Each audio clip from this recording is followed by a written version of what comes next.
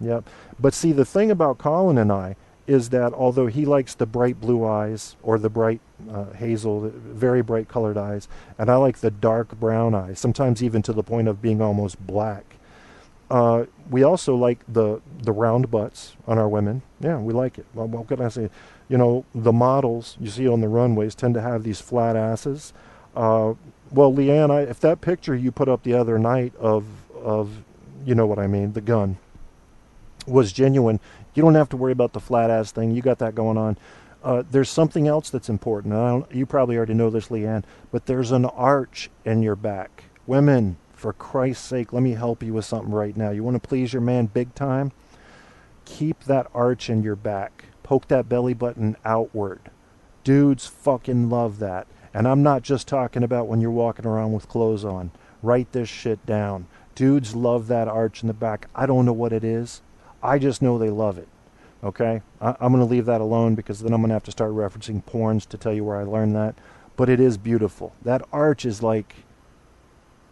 I think it does something. I think it is, through evolutionary psychology, a trigger for men. When that arch is in the spine, that nice arch, the anatomy changes, doesn't it? Something is poking out a little bit that may not have been poking out before. Whereas when you kind of tuck it back in, it's gone and you sort of see these two flabby butt cheeks, depending, you know. Hey, Desert Rose, I believe Guy Shea refers to Desert Rose as the queen of Spreaker. And I'm going to go ahead and say, yeah, she is. Why wouldn't I? Like me, Desert Rose has probably more college credits than PhDs, but we just couldn't really, you know, put the PhD together. It's life. Mr. White has been going through some hard times lately. Feel free to talk about it, Mr. White. In my chat room, we kick out the trolls. If they're spamming or just being real nasty, we kick them out. If they're being constructively critical, we leave them in. Stabby McHugs has corrected me about 200 times, and I appreciate it.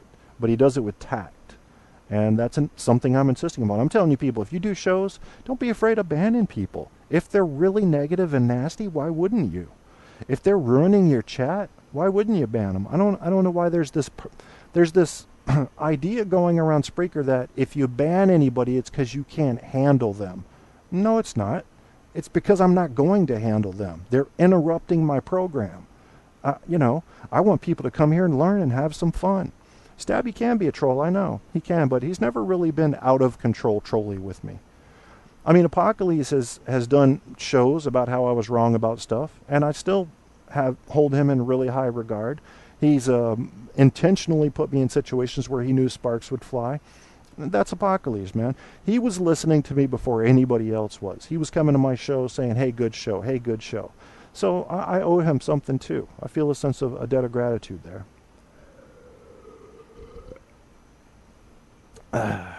Listen to the ladies complimenting each other. You guys, my goodness. Now, I don't know the marital or man status of either Leanne or Desert, but you may be missing an opportunity here if you're interested in meeting some pretty ladies. Just saying.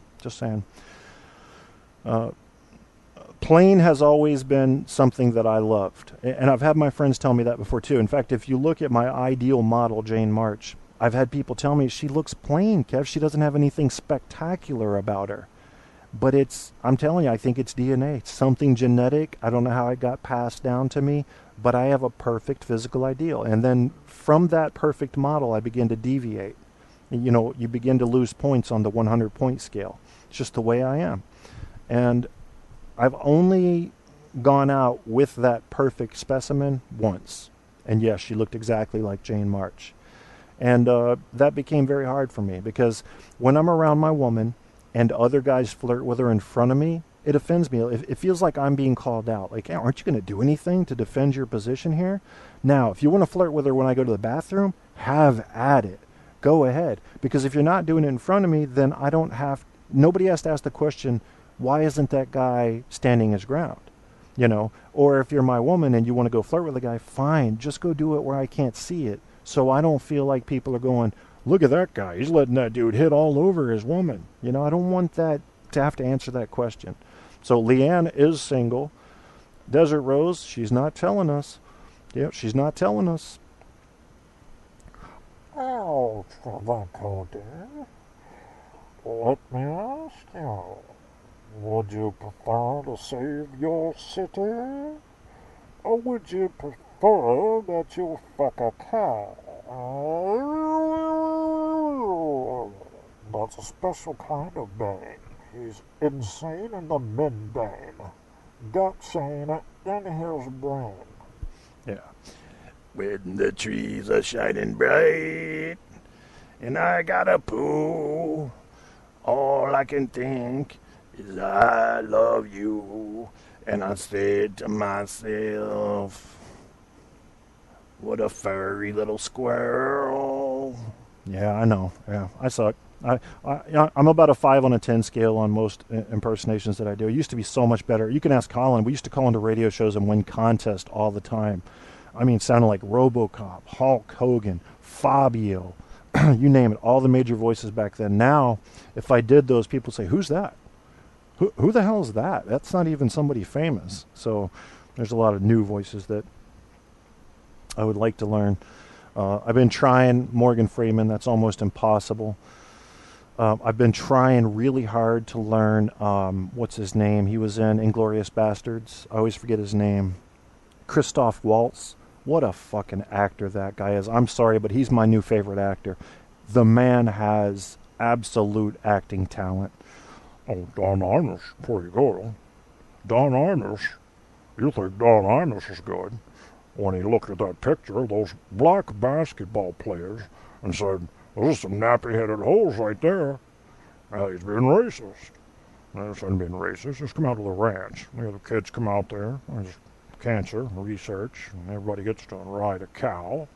And I put you on a cow, slap a cow on his asshole. They'll run about 20 to 25 miles an hour, isn't it? What year is it? What year is it? My producer's using hearing signals, and she's invisible, so I can't tell what the fuck she's doing. Yeah, so there we go. There's Imus. I can do a little Imus. I cannot do Howard Stern. Can't even get close. I wish I could do more. I'm practicing on some of them. Like, I'll show you my weak-ass Matthew McConaughey here. I don't mind failing in front of you guys. But it's not that hard, really, to sound like Matthew McConaughey. The thing about Matthew is he's got just a touch of the Texas accent still left there.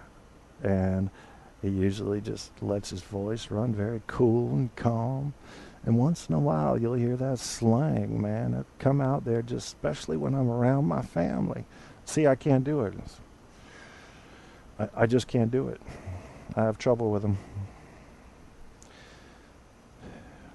I wanted to learn to speak like John Malkovich, who does like to enunciate. And when he gets angry and he's enunciating, there's really no mistaking how he feels, is there? Yeah, little of that. I got a southerner and a stoner. I got you. I hear you.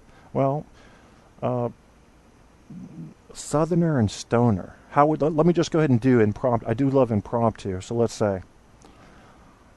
Well, that's Matthew McConaughey is what you were saying, but I was going to go like Deep Arkansas or something. Welcome to Louisiana. Can I get you something to drink? I got a little bit of bong water here left for you. Why don't you have some of that? Am I going black here? I was trying to do a white guy. Maybe white guys that are stoned in Louisiana go black. I don't know. I didn't, I'm just fucking with it right now. Or if we were to go British, perhaps act something like Sean Connery. Then I might have to say, woman, you'll do what I say because I control my environment. This is why I have some gray in my beard and some black. I'm going to do what I want to do, and you're going to do what I tell you to do. Yeah, a little bit of that. Yeah, I know. Well, I stay away from, I try to stay away from haters. I do, there's a guilty pleasure that I engage in, and that is listening to Debbie Daly and Guy Shea go at it. They are ferocious. But as I said before, that is a long, hard war that started.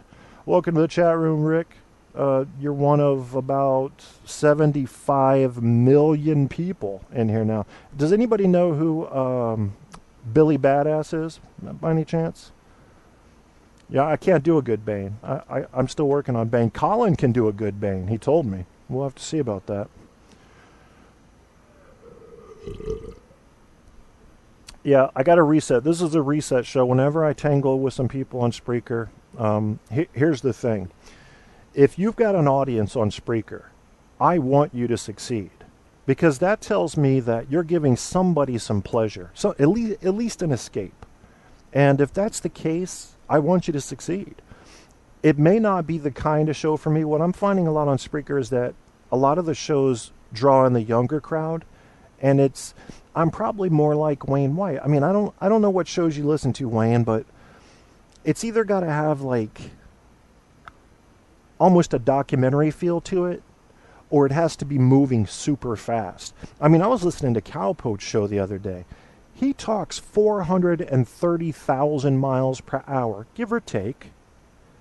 And I was absolutely confused, but enjoyed it. I said to myself, how can he do that? My brain works pretty quickly, and it's not moving as fast as his mouth is. Yeah, it was interesting. All right, later, Trevor Cody. I'm going to be going soon. We've been on 2 hours or so, which is very unusual. Trevor, when are you doing your show, by the way? I'd like to know about that. And I'll go in there and listen to you and see what it's like.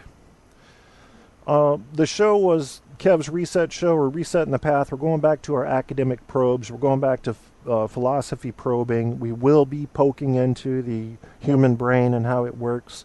You know, I got a chance to catch a clip today while I was working on a couple of computers of Dr. Phil, which I hadn't seen in years.